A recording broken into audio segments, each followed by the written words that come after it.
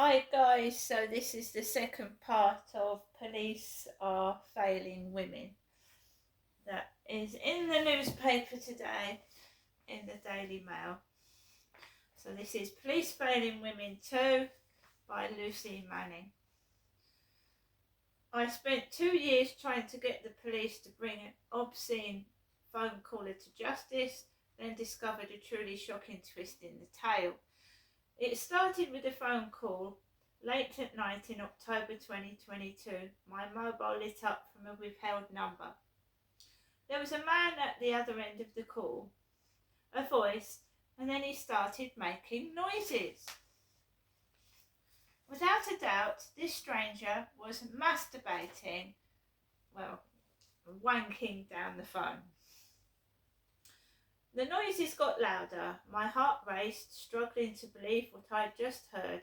I hung up, but the phone rang again and again. At this point, I switched into journalist mode. I knew this man needed to be reported, and I was sure the police could trace the call, but they'd need evidence.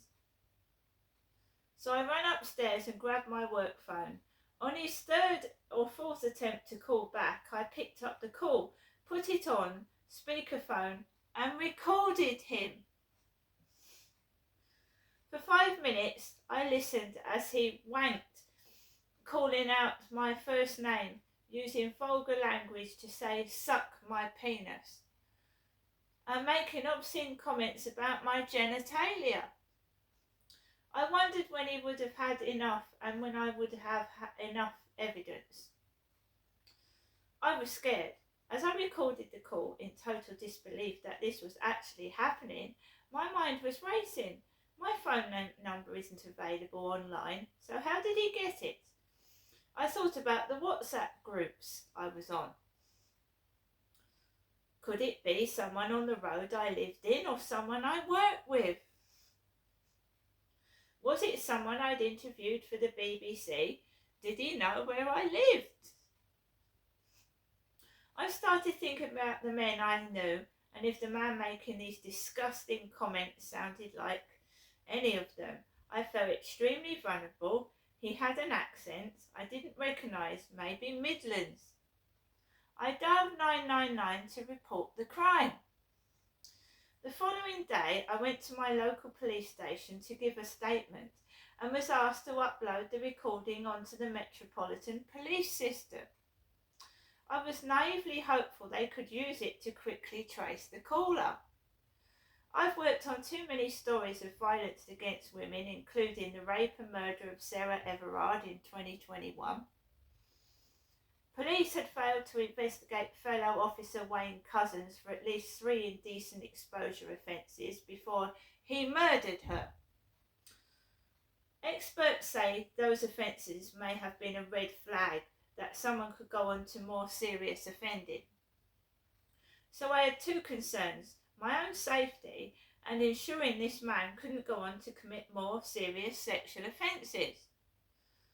The whole ordeal would turn out to be an eye-opening experience, showing just how slow the police and justice system move and how women are still being failed due to police incompetence. The man who called me was eventually charged, but he wouldn't have been if I hadn't taken control. The police have admitted their handling of the case clearly fell short. Here's how it unfolded.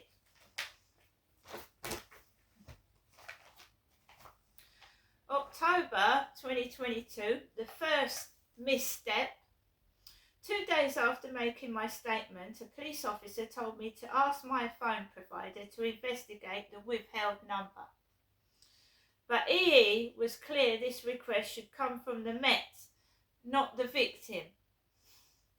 After returning from leave, the officer replied, "Apologies, I was obviously working on old information regarding withheld numbers. Sorry to have wasted your time on that." But the Met request needed to go through a few levels of authorisation, which can be slow as it is prioritised according to risk and offence. 2 days on, the local officer emailed to say tracing the phone number was proving too time consuming. The Criminal Investigation Department, CID, was going to take over. CID told me there was very little reasonable line of inquiry to pursue considering the number used was withheld. They asked me if I'd sent in the recording. Despite the fact I'd sent it, CID had failed to find it on their system. They also said they'd check with the original officer if they approached EE to identify the withheld number. They hadn't. Meanwhile, I was trying to think who could have got my number. It was making me suspicious of everyone. December 22, a breakthrough. 2 months after the incident, there was positive news. They'd managed to identify the withheld number and were now seeing if they could track down the person connected to it. And then a breakthrough. The officer identified the suspect through the police national computer. He was in the Lancashire area, so Lancashire police took over the case. January 23, no need to arrest. I emailed Lancashire police saying I supported a prosecution, but they didn't answer.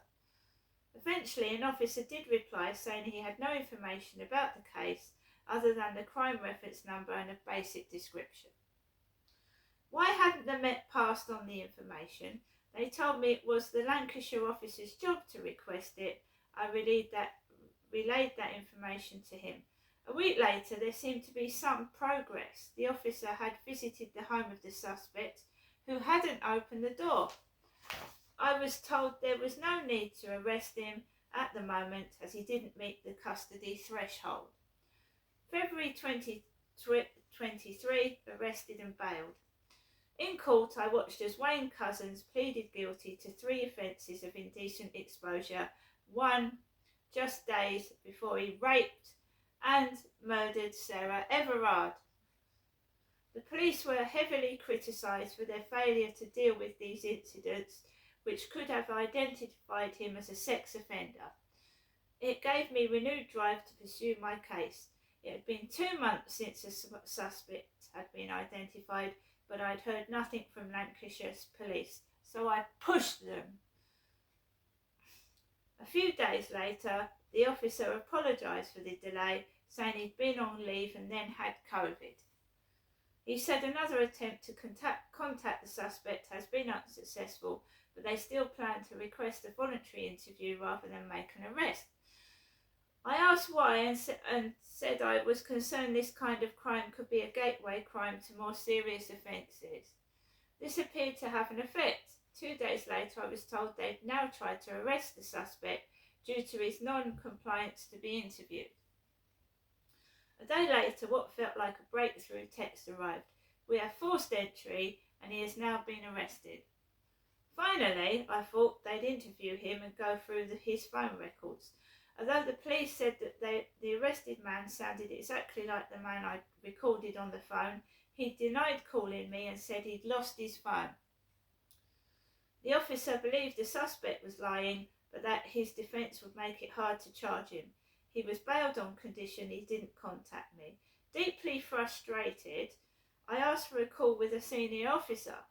I was worried that because of the number of times the police had been to his house telling neighbours they were looking for him, he would have had time to get rid of the phone, and without the phone, the sergeant told me they'd struggled to make progress. March 23, no further action, then a U-turn. The police told me they were going through the suspect's current phone and unsurprisingly couldn't find anything on it. They said they couldn't charge him and were going to close the investigation with no further action. I was furious. They had the audio recording and they'd matched the phone number to the suspect. I told them I wouldn't accept that decision and would appeal against it, but in truth I wasn't sure how to do that. At the end of the month, a detective sergeant called. He said they'd effectively carried out a victim's right to review on my behalf. As I'd mentioned appealing, this gives victims the right to review when unhappy with a police decision not to charge after a suspect has been interviewed under caution. He assured me there was still a prospect of charging the man. I told him about my unsatisfactory experience so far. I can totally understand and sympathise with that, he said. All I can do is apologise on behalf of Lancashire Constabulary. Finally, some accountability. As this happened, I was reporting on plans to allow crime victims to be kept informed about their cases and challenge decisions. The irony wasn't lost on me, as I noted 6 months had passed since my incident and I was having to continually fight to keep it on track. April 23, the suspect was lying. A step forward, the Lancashire constable called me and said the suspect was lying. New checks on his phone and found it was indeed using to make the call, but using a different SIM card,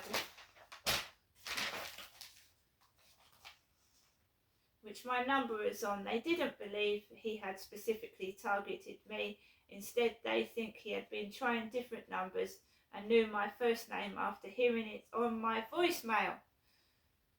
June 23, no urgency. 2 months had passed with zero contact from the police. I texted, "This is getting a bit ridiculous now. There seems to be no urgency." The constable insisted there was, and that further phone checks were taking time. I requested a call with the detective sergeant. "You had this new evidence 2 months ago. You thought it was significant, and yet the suspect hasn't been brought back in," I said. He promised to find out why. I can only apologise. I'm frustrated. It seemed to have stalled again.